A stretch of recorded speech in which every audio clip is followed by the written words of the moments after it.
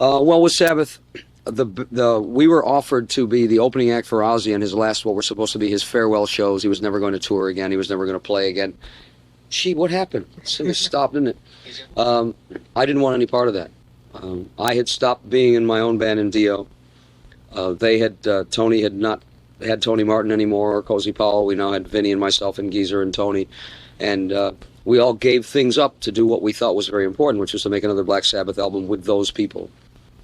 And then when they felt that it was more important to make whatever money there was offered for Ozzy to be the opening act for him, I totally disagree. We had started ourselves. All the tours we had done since we did Dehumanizer were done with us and opening acts, and that's the way it should have been to me. So I refused to do it.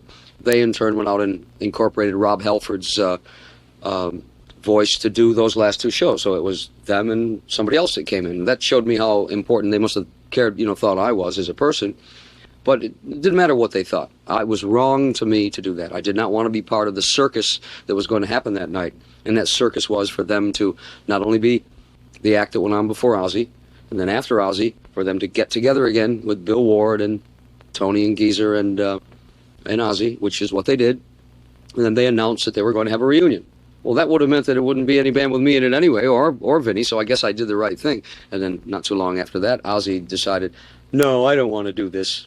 So let's face it all comes down to the fact that someone wanted to break this band up, and they did a very good job of it.